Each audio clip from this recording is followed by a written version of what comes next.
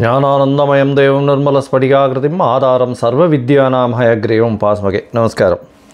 நேயர்கள் அனைவருக்கும் astro KS ஐயங்காரின் பணிவான நமஸ்காரங்கள். வார பலன் 4/3/2024 10/3/2024 வரை உண்டான வாரத்திற்கு என்னென்ன பலன்கள்ன்றது பார்ப்போம். அதற்கு முன்னாடி இந்த வாரத்தினுடைய கோல்சாரம் என்ன, இந்த வாரத்தில் வரும் விசேஷ நாட்கள் என்ன, இந்த வாரத்தில் எந்தெந்த ராசிக்காரர்களுக்கு சந்திராஷ்டமம்ன்றது பார்ப்போம்.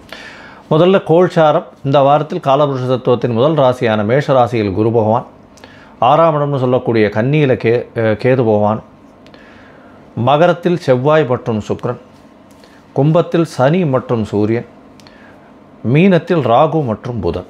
இந்த வாரத்தில் 8/3/2024 அன்னைக்கு சுக்கிர பகவான் மகரத்திலிருந்து கும்பத்துக்கு போகிறார். அது ஒரு பயிற்சி நடக்கிறது. இந்த வாரத்தில் அதிவேகமாக செல்லக்கூடிய சந்திர பகவான், அதாவது மனோகாரகன், விருச்சிக ராசி கேட்ட நட்சத்திரத்திலிருந்து, அதாவது விருச்சிக ராசியில் கேட்ட நட்சத்திரத்தில் கார்த்தால ஒரு 11:30 மணி வரலும் 4ஆம் தேதி இருக்கார். அதற்கு பிறகு மூல நட்சத்திரம் போகிறார். பூரட்டாதி நட்சத்திரம் மீன ராசி வரலும் போகிறார். அதாவது ஞாயிற்றுக்கிழமை ராத்திரி ஒரு 3:30 மணி வரலும் இருக்குது. அப்போது சந்திர பகவான் மீன ராசி வரலும் போயிடுறார். இந்த வாரத்தில் வரக்கூடிய விசேஷ நாட்கள் என்னென்ன அப்படின்னு பார்க்கும்பொழுது, 5ஆம் தேதி அன்னைக்கு வாஸ்து நாள் அப்படின்னு சொல்லக்கூடியது. அதாவது செவ்வாய்க்கிழமை அன்றைக்கி வாஸ்து நாள். வாஸ்து புருஷன் கண் விழிக்கும் நாள் 9:42 காத்தாலிருந்து 11:12 வரலும் 1.5 மணி நேரம் வாஸ்து புருஷன் கண் விழிக்கும் நாள். இந்த காலகட்டத்தில் அந்த மனையடி இது பண்ணுறது, வாசக்கால் வைக்கிறது, புதுசாக இடம் வாங்கிறது, இந்த மாதிரியான விஷயங்கள் நிச்சயமாக பண்ணலாம். எந்த ஒரு தோஷமும் கிடையாது. அதாவது வார தோஷம், கிழம தோஷம், அதை தவிர ராகுகாலம், யமகண்டம், எந்த ஒரு விஷயத்தையும் பார்க்க வேண்டாம். வாஸ்து புருஷன் கண் விழிக்கும் நாளில் எந்த ஒரு தோஷமும் கிடையாது, சந்தோஷம் மட்டுமே மிச்சம் அப்படின்றத சொல்கிறோம். இதில் எது ரொம்ப முக்கியமான நேரம் அப்படின்னா, வாஸ்து புருஷன் கண் விழிக்கக்கூடிய காலமான 1.5 மணி நேரத்தை, அதாவது 90 நிமிஷத்தை 18 நிமிஷமாக 5 விஷயமாக பிரிச்சுக்கிறான் அவர். அதாவது கண் விழித்து முகம் கழுவி இதை பண்ணுறதுக்கு முதல் 18 நிமிஷம், குளித்து வரக்கூடியது 2வது 18 நிமிஷம், 3வது 18 நிமிஷம் கடவுளை வேண்டுவது, அதாவது ஆண்டவனுக்கு பிரார்த்தனை பண்ணுறது, அதை தவிர பூஜை பண்ணக்கூடிய காலகட்டம். அதற்கு பிறகு சாப்பாடு, அதாவது அவர் சாப்பிடக்கூடிய காலகட்டமான 18 நிமிஷமும், தாம்பூலம் தரிக்கிறது கடைசி 18 நிமிஷமும் வைக்கிறார். இந்த பொதுவாகவே இந்த சாப்பிட்ற நேரம், தாம்பூலம் தரிக்கக்கூடிய நேரமான கடைசி 36 நிமிஷம் அது மிகவும் ஏற்றமான காலகட்டம் அப்படின்னு சொல்கிறோம். அந்த காலகட்டத்தில் எந்த ஒரு ப்ராஜெக்ட்ஸ், அதாவது பிக் பில்டர்ஸாக இருக்கட்டும், யாராக இருந்தாலும் எந்த ஒரு ப்ராஜெக்ட்ஸை நீங்கள் ஆரம்பிச்சிங்கனாலும் அவசியமாக நல்லபடியாக முடியக்கூடிய வாய்ப்புகள் நிச்சயமாக உண்டு. சரி, இந்த வாரம் பார்த்தாலேனால் 6ஆம் தேதி அன்னைக்கு ஏகாதசி. வைணவர்களுக்கு ஒரு மிகப்பெரிய ஏற்றமான காலம். வைணவர்கள் உபவாசம் இருக்கக்கூடிய, ஒரு முழு நாள் உபவாசம் இருக்கக்கூடிய காலகட்டமாக சொல்லக்கூடியது. இதில் அதாவது சீனியர் சிட்டிசன்ஸ், இந்த கர்ப்பிணி பெண்கள், இவாளுக்கெல்லாம் சம் எக்ஸப்ஷன்ஸ் இருக்குது. முடிந்தவரை இந்த அரிசியை வறுத்துட்டு சொஜ்ஜின்னு போட்டு சாப்பிடுவா. அந்த மாதிரி பொதுவாகவே இந்த நாள் முழுக்க இந்த இது சகஸ்ரநாமம், இந்த மாதிரியான பாராயணங்கள் பண்ணும் பொழுது நல்ல ஒரு ஏற்றத்தை கொடுக்கும் அப்படின்றது சொல்கிறோம். 8ஆம் தேதி அன்றைக்கி பார்த்தேன்னா பிரதோஷ காலம். சாயந்தரம் ஒரு 5:45 6:15 வரலும் எல்லா சிவன் கோயில்லையும் பார்த்தேன்னா பிரதோஷ காலம் அப்படின்னு சொல்லக்கூடியது. சிவபகவானுக்கு ஒரு பெரிய ஆரத்தி எடுப்பாள். இந்த அன்னைக்கு நார்மலாகவே இந்த பிரதோஷத்தை காத்தாலேருந்து விரதம் இருந்து சாயந்தரம் இந்த விரதத்தை, இந்த பிரதோஷத்தினுடைய ஆரத்தியை பார்த்து சேவிச்சுட்டு அதுக்கப்புறம் இந்த பிரதோஷ விரதத்தை முடித்து அந்த பிரசாதத்தை சாப்பிட்டு முடிக்கிறதன் மூலியமாக அவர்கள் நினைத்த காரியம் எல்லாமே வெற்றிகரமாக முடியக்கூடிய வாய்ப்புகள் உண்டு. திருமணம் ஆகாதவர்களுக்கு திருமணம் நடக்கும். அது தவிர கஷ்டங்களில் இருக்கிற வாழ்க்கை எல்லா கஷ்டங்களும் போகக்கூடிய வாய்ப்புகள் நிச்சயமாக உண்டு. இந்த வாரத்தில் பார்த்தாலேனால் அமாவாசை, அதுவும் 9ஆம் தேதி அன்றைக்கி பார்த்தாலேன்னா போதாயன அமாவாசைன்னு போட்டிருக்கும். போதாயன அமாவாசைன்னு என்ன அப்படின்னா, அந்த அமாவாசை திதி சாயந்தரத்தில் வரும். அதாவது கிட்டத்தட்ட ஒரு 5:30 மணிக்கு, 5:30 மணி 5:45 மணிக்கு சூரியன் அஸ்தமனம் காலத்தில் வந்துடும். அதனால் போதாயன அமாவாசைன்னு சொல்கிறது. 10ஆம் தேதி அன்றைக்கி தான் சர்வ அமாவாசை. கார்த்தால சூரியன் உதிக்கும் பொழுதே அமாவாசை காலமாக இருக்கும், திதியாக இருக்கும். முதல் நாள் அமாவாசை திதி ஆரம்பித்தாலும் அடுத்த நாள் சூரிய உதயத்தை வச்சு தான் அமாவாசை பண்ண முடியும். மாசி மாதத்தினுடைய அமாவாசை பிதர்களுக்கு செய்ய வேண்டிய கர்மாக்களை செய்ய வேண்டியது கடவுள். இது வந்து தாய் தந்தையர் இல்லாதவர்கள் கண்டிப்பாக அவர்களுக்கு உண்டான கர்மாக்களை செய்ய வேண்டியது நிச்சயமாக உண்டு, கண்டிப்பாக பண்ணணும்.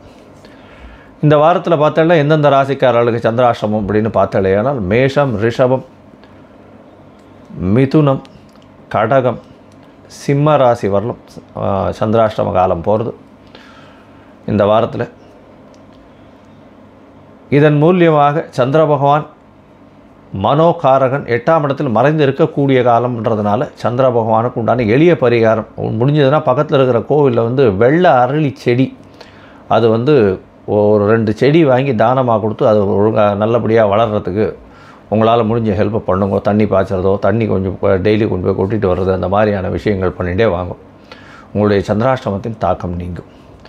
சரி, இந்த வீடியோ பார்த்துட்டு இருக்கவளுக்கு என்கிட்ட வந்து அஸ்ட்ராலஜிக்கல் கன்சல்ட் எடுக்கணும்னு விரும்பினீங்கன்னா உங்களுடைய நான் என்னுடைய மொபைல் நம்பர் ஸ்க்ராலிங்கில் போயிட்டுருக்கு. உங்களுக்கு வேணும்னா நீங்கள் எனக்கு ஃபோன் பண்ணுங்க, உங்களுக்கு அப்பாயின்மெண்ட் தரேன். உங்களுடைய date, time, place of birth, name, parents name இதெல்லாம் அனுப்பிச்சேனால் உங்களுடைய ஜாதகத்தை போட்டு சந்தி இருக்கா, அதாவது சந்திரன் ராசி சந்தி, சந்திரன் இருக்கக்கூடிய பாத சந்தி இருக்கா, அது தவிர சந்திரனுக்கு அந்த லக்ன சந்தி இருக்கா, என்ன தசை நடக்கிறது, புக்தி நடக்கிறது, அந்தரம் சூக்ஷ்மம் என்ன நடக்கிறது அப்படின்றதையும் பார்த்து, இப்போ இருக்கக்கூடிய கோச்சாரத்தில் என்னென்ன பிரச்சனைகள் இருக்குது அப்படின்றதையும் பார்த்து, உங்களுக்கு உண்டான எளிய பலன் என்ன அப்படின்றதையும் பார்த்து, பரிகாரங்கள் என்ன எளிய பண்ண முடியும் அப்படின்றதையும் சொல்கிறேன். அதற்குண்டான கட்டணம் என்னன்றதையும் நான் சொல்கிறேன். சரி, இப்போது மேஷம் முதல் மீனம் வரை ஒரு ராசிக்காக 4/3/2024 10/3/2024 வரை உண்டான வாரத்திற்கு என்ன பலன்னு பார்க்கலாம். மேஷம், அஸ்வினி பரணி கிருத்திகை இந்த 3 நட்சத்திரம் 9 பாதங்களை கொண்ட ராசி. ராசியின் அதிபதி செவ்வாய் பகவான் ராசிக்கு 10ஆம் இடத்துல உச்சம் பெற்றிருக்கிறது பெரிய விசேஷம். சுக்கிர பகவானோட சேர்ந்துருக்கார். இந்த வாரத்தில் பார்த்தோம்னா 4/3/2024 10/3/2024 வரலும் உண்டான வாரத்தில் உங்களுடைய ராசியிலேயே குரு பகவான் 9ஆம் அதிபதி இருக்கிறதும், உங்களுடைய ராசிக்கு 10ஆம் இடத்துல ராசிநாதன் உச்சம் பெற்றிருக்கிறதுனால தொழிலில் அபரிமிதமான ஏற்றம் இருக்கும். பண வரவிற்கு பஞ்சம் இருக்காது. மிகுந்த ஏற்றம் கிடைக்கக்கூடிய காலகட்டம், புதிய தொழில் அமையக்கூடிய காலகட்டம். அதுவும் மருத்துவ பணி, மருத்துவம் சார்ந்த பணிகள், மெடிக்கல் இந்த இது அதாவது மெடிக்கல் இந்த டேப்லெட்ஸ் அதெல்லாம் விற்கிறவங்க, அதை தவிர வந்து மெடிக்கல் இன்ஸ்ட்ருமெண்ட்ஸ் விற்கிறவங்க, இவங்களுக்கெல்லாம் பெரிய ஏற்றம் கிடைக்கும். அதை தவிர வந்து இந்த டெஸ்டிங் லேப்ஸ் வச்சுருக்கவங்களுக்கெல்லாம் பெரிய ஏற்றம் கிடைக்கக்கூடிய காலகட்டம். அதை தவிர வந்து சமையல் கலை வல்லுநர்களுக்கு பெரிய ஏற்றம் கிடைக்கக்கூடிய காலகட்டம் இந்த வாரத்தில் அமைய போகிறது. இந்த வாரத்தில் 11ஆம் இடத்துல சனி பகவான் இருக்கிறதும் சூரியனோடு சேர்ந்து தனித்து, அதாவது சனி பகவான் இருக்கிறதுனால சிறு சிறு பிரச்சனைகள் கான்ட்ரவர்ஷியலாக இருக்கக்கூடிய காலகட்டம். தந்தைக்கும் உங்களுக்கும் சிறு சிறு பிரச்சனைகள் வரக்கூடிய வாய்ப்புகள் இருக்கும். உங்களுக்கும் உங்களுடைய குழந்தைக்கும் சிறு சிறு பிரச்சனைகள், கருத்து வேறுபாடுகள் வரக்கூடிய வாய்ப்புகள் நிச்சயமாக உண்டு. உங்களுடைய ராசிக்கு பார்த்தோம்னா 5ஆம் அதிபதி அப்படின்னு சொல்லக்கூடிய, அதாவது 5ஆம் அதிபதினு சொல்லக்கூடிய சூரிய பகவான் வந்து 11ஆம் இடத்துல இருக்கிறது விசேஷம். இருந்தாலும் சனி பகவானோட சேர்ந்து இருக்கிறதுனால குழந்தைகளுடைய உடல் நலத்தில் சற்று கவனமாக இருக்கிறது ரொம்பவும் நல்லது. இந்த வாரத்தில் பார்த்தோம்னா 12ஆம் இடத்துல ராகு பகவான் இருக்கிறதும், 6ஆம் இடத்துல கேது பகவான் இருக்கிறதும், புத பகவான் 6ஆம் அதிபதி வந்து 12ஆம் இடத்துல இருக்கிறதும் பெரிய விசேஷம். இதன் மூலியமாக நீச்சப்பட்டு போன புத பகவான் 12ஆம் இடத்துல இருக்கக்கூடிய காலகட்டத்தில் உங்களுக்கு வந்து திடீர் வெளிநாடு யோகம் வரக்கூடிய வாய்ப்பு உண்டு. வெளிநாடு, வெளியூர், வெளிமாநிலம் சம்பந்தமாக நல்ல ஒரு ஏற்றமான செய்தி வரக்கூடிய வாய்ப்புகள் நிச்சயமாக உண்டு. இந்த வாரத்தில் சந்திர பகவான் அதிவேகமாக செல்லக்கூடிய கிரகம். உங்களுடைய ராசிக்கு 8ஆம் இடத்துல வந்து சந்திர பகவான் இந்த வாரத்தை ஆரம்பிக்கிறார். கார்த்தால் ஒரு 11:30 மணி வரலும் இருக்கார். சந்திராஷ்டம காலம், அதனால் புதிய முயற்சிகள் வேண்டாம், வெளியூர் வெளிமாநில பிரயாணங்கள் வேண்டாம்னு சொல்கிறோம். அதற்கு பிறகு 4ஆம் தேதி கார்த்தால் ஒரு 11:30 மணியிலிருந்து 6ஆம் தேதி மாலை ஒரு 4:30 மணி வரலும் பார்த்தாலேயானால் சந்திர பகவான் உங்களுடைய ராசிக்கு 9ஆம் இடத்துல இருக்கிறது பெரிய விசேஷம். குரு சந்திர யோகம் வருது. 4ஆம் அதிபதி 9ஆம் இடத்துல இருக்கிறது பெரிய விசேஷம். தாயின் உடல்நிலையில் நல்ல ஒரு ஏற்றம் இருக்கக்கூடிய காலகட்டமாக இருக்குது. குருவின் பார்வையில் இருக்கிறதுனால சந்திர பகவான் வந்து சுபத்துவம் அடையிறது பெரிய ஏற்றம். புதிய வீடு மனைக்கு வந்து அட்வான்ஸ் கொடுக்கக்கூடிய காலகட்டம். தாயின் உடல்நிலையில் நல்ல ஏற்றம் இருக்கும். படிக்கக்கூடிய மாணவர்களுக்கு பெரிய ஏற்றம் கிடைக்கக்கூடிய காலகட்டம். உங்களுடைய ராசிக்கு பார்த்தோம்னா 10ஆம் இடத்துல சந்திர பகவான் போகிறார். அது வந்து 6ஆம் தேதி சாயந்தரம் ஒரு 4:30 மணியிலிருந்து 8ஆம் தேதி ராத்திரி ஒரு 9:30 மணி வரலும் இருக்கக்கூடிய காலகட்டம். இந்த காலகட்டம் 8ஆம் தேதி ராத்திரி ஒரு 7:30 மணி வரலும் இருக்கக்கூடிய காலகட்டம். இந்த காலகட்டத்தில் பார்த்தேனால் சந்திர பகவான் 10ஆம் இடத்துல ராசிநாதனோட செவ்வாயோடு சேர்ந்து இருக்கக்கூடியதாக இருக்கிறது. சந்திரமங்கல யோகம் வேறு. ரியல் எஸ்டேட் பிஸ்னஸ் பண்ணுறவாளுக்கெல்லாம் பெரிய ஏற்றம் கிடைக்கும். திடீரென்று ஒரு பெரிய ஒரு மாற்றங்கள் ஏற்படக்கூடிய வாய்ப்புகள் நிச்சயமாக இருக்குது. ரியல் எஸ்டேட் தொழிலில் ஒரு பெரிய ஏற்றம் கிடைக்கும். புதிய வீடு மனை வாங்கக்கூடிய பாக்கியம் நிச்சயமாக உங்களுக்கு இந்த வாரத்தில் இருக்குது. புதுசாக ரிஜிஸ்ட்ரேஷன் பண்ணுவீங்க, கவலைப்படவே தேவையில்லை. எல்லா விஷயங்களும் கம்ஃபர்டபுளாக உங்களுக்கு அமையக்கூடிய வாய்ப்பு உண்டு. உங்களுடைய ராசிக்கு பார்த்தோம்னா 11ஆம் இடத்துல சந்திர பகவான் போகிறார். அது வந்து 8ஆம் தேதியிலிருந்து 10ஆம் தேதி இரவு ஒரு 9:30 மணி வரலும் உங்களுடைய ராசிக்கு 11ஆம் இடத்துல இருக்கார். இந்த காலகட்டத்தில் சூரியன், சந்திரன் மற்றும் அதாவது சூரியன், சந்திரன் மற்றும் சுக்கிர பகவானோட சேர்ந்து இருக்கக்கூடிய காலகட்டம். சந்திர பகவான் ஒளிப்பு அதிகமாக, அதாவது அமாவாசை யோகமாக இருந்தாலும் சுக்கிரனோடு சேர்ந்து இருக்கிறதுனால நல்ல ஒரு ஏற்றத்தை கொடுக்கக்கூடிய காலகட்டம். சூரியன், சந்திரன், சனி, சுக்கிரன் 4 கிரகங்கள் இருக்குது. 11ஆம் இடம் அதிகமாக வலுப்பெற்று போகிறது. தாயாரின் மூலியமாக திடீர் பணவரவு வரக்கூடிய வாய்ப்புகள் இந்த வாரம் நிச்சயமாக இருக்குது. நீங்கள் செய்யக்கூடிய தொழிலில் பெரிய ஏற்றம் கிடைக்கக்கூடும். இந்த வாரத்தில் பார்த்தாலேயானால் உங்களுடைய ராசிக்கு 12ஆம் இடத்துல சந்திர பகவான் 10ஆம் தேதி ராத்திரி ஒரு 9:45 போகிறார். ராகு, புதன், சந்திரன் இந்த 3 கிரகங்களும் இருக்கக்கூடிய காலகட்டம். 4ஆம் அதிபதியும் 6ஆம் அதிபதியும் சேர்ந்து 12ஆம் இடத்துல இருக்கிறதுனால படிக்கிறதுக்காக வெளிநாடு போகக்கூடிய வாய்ப்புகள் நிச்சயமாக உண்டு. தாயின் உடல்நிலையில் நல்ல ஒரு ஏற்றம் கிடைக்கக்கூடிய காலகட்டமாக இந்த வாரம் அமைகிறது. பொதுவாகவே இந்த வாரத்தில் பார்த்தோம்னா உங்களுடைய ராசிக்கு உடல்நிலையில் நல்ல ஏற்றம் இருக்கும். எல்லா விதமான தொழிலில் பெரிய ஏற்றம் இருக்கும். படிக்கக்கூடிய மாணவர்களுக்கு நல்ல ஒரு ஏற்றம் இருக்கும். திருமணத்திற்கு பார்த்து கொண்டிருப்பவர்கள் திருமண யோகம் கிடைக்கக்கூடிய பாக்கியம் உண்டு.